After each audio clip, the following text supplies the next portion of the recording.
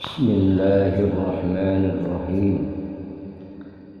Yang kesembilan, dari Muhammad bin Abdul Aziz bin Sulaiman dari Bashar bin Mansur, ia berkata, ketika wabah taun melanda, aku bolak-balik ke kuburan, ikut serta untuk mensalatkan jenazah.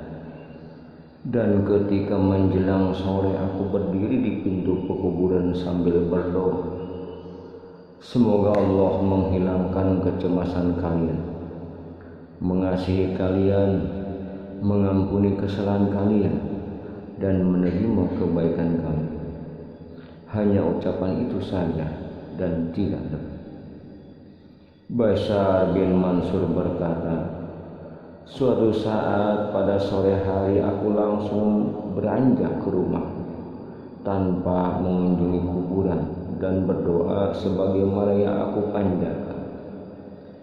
Hingga ketika aku tertidur, aku melihat manusia yang sangat banyak mendatangiku. Maka aku berkata, siapa kalian? Dan apa urusan kalian? Mereka menjawab, sesungguhnya kamu sering memberi hadiah kepada kami ketika kamu hendak pulang ke rumah. Aku bertanya, hadiah apa itu? Mereka menjawab, doa-doa yang selalu kamu panjatkan. Dan memang aku selalu membiasakan doa-doa itu. Maka setelah kejadian itu, aku tidak pernah lupa mendoakan mereka.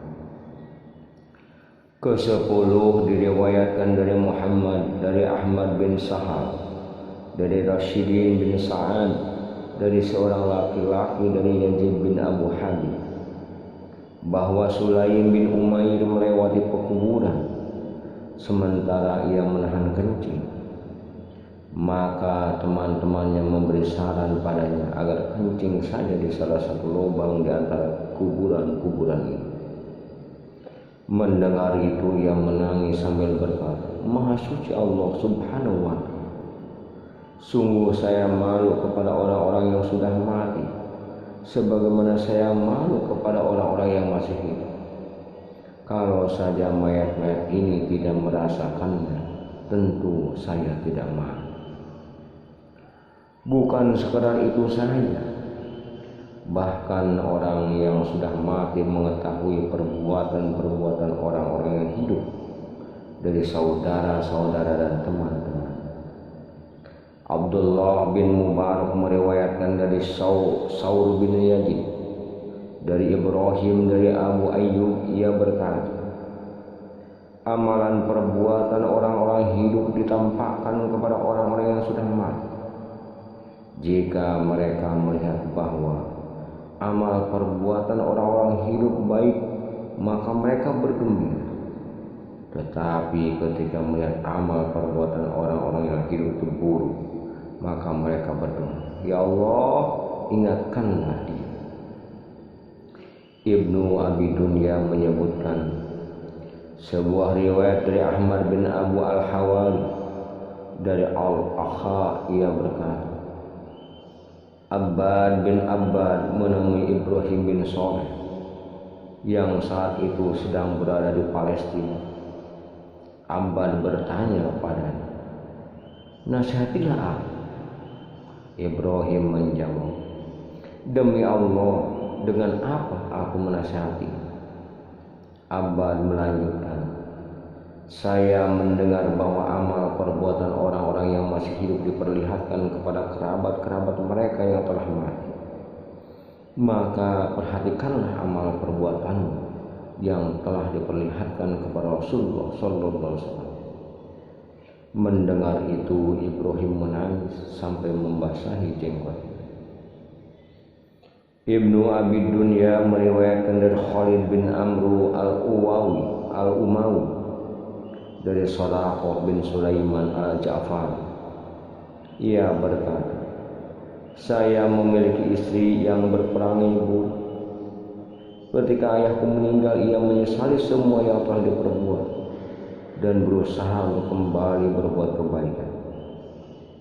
hingga suatu ketika saya melihat ayahku dalam mimpi berkata padaku, tidak ada yang lebih menggembirakanku selain amal-amalmu yang ditampakkan kepada kamu, yang mirip amalan orang-orang soleh.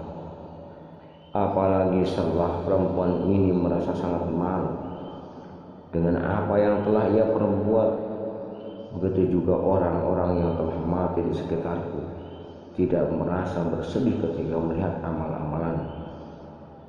Khalid bin Amr berkata, setelah itu saya mendengar ia, istri Sodaqah bin Sulaiman al-Ja'far, berdoa ketika sahur, ya Allah, saya memohon kepadamu taubat yang benar-benar taubat, yang saya tidak mengulangi dosaku. Wahai Zat yang memberi kebaikan kepada orang-orang soleh, memberi petunjuk orang-orang yang tersesat, dan yang maha menyayang.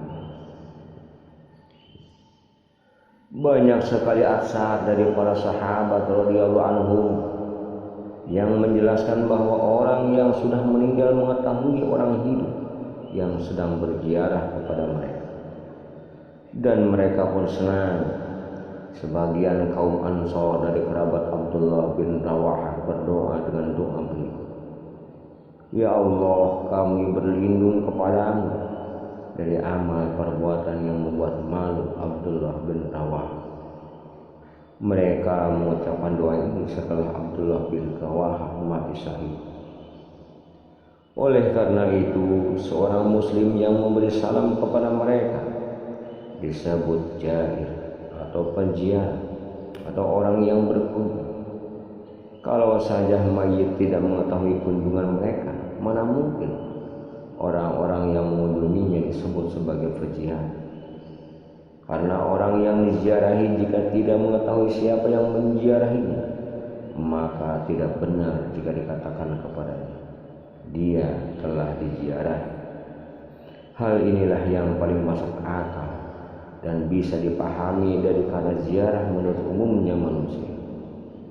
Begitu juga ucapan salam kepada penghuni kubur, karena salam kepada orang yang tidak merasa dan tidak mengenal orang yang mengucapkan salam adalah mahal atau mustahil.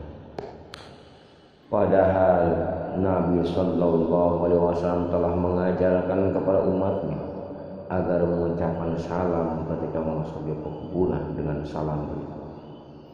Assalamualaikum ahlad diyar minal mu'minin wal muslimin wa inna insyaallah bikum lahiqun.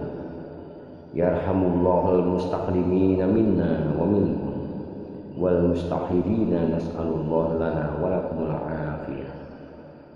Semoga keselamatan diberikan kepada kalian wahai penghuni kubur dari kaum mukminin dan muslimin, dan kami dengan kehendak Allah akan segera menyusul kalian.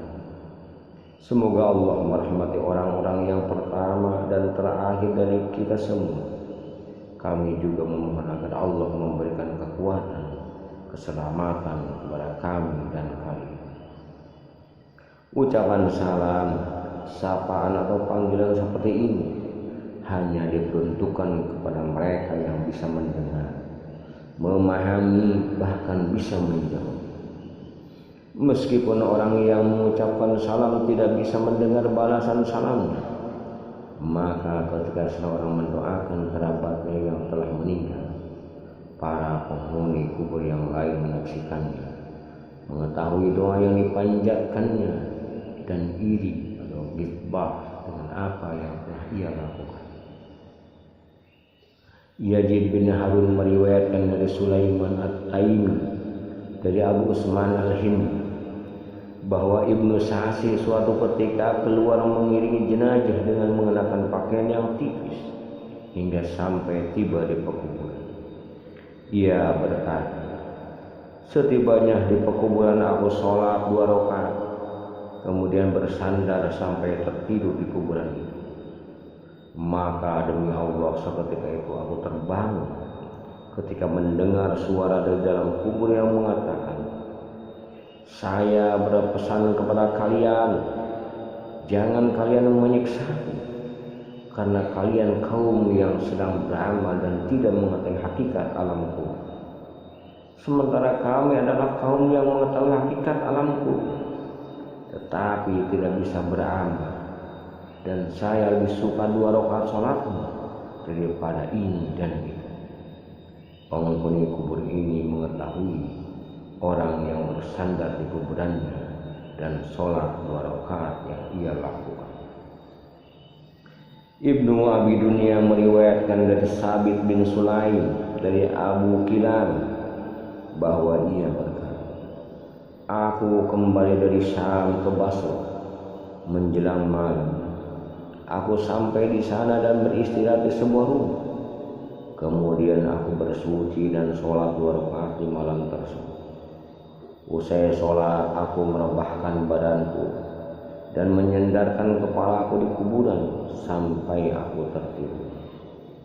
Tetapi kemudian aku terbangun ketika mendengar penghuni kubur berkata, mengeluhkan kepada, kamu telah menyakitiku semalaman.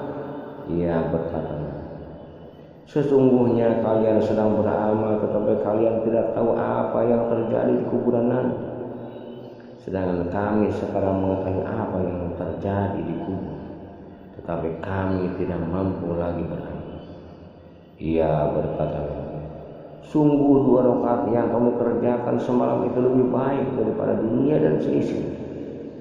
Lalu ia berpesan kepada, semoga Allah membalas kebaikan penduduk bumi. Sampaikan salamku kepada mereka, karena doa-doa mereka sampai kepada kami dalam wujud cahaya yang menyerupai gunung. Wallahu a'lam bishawab.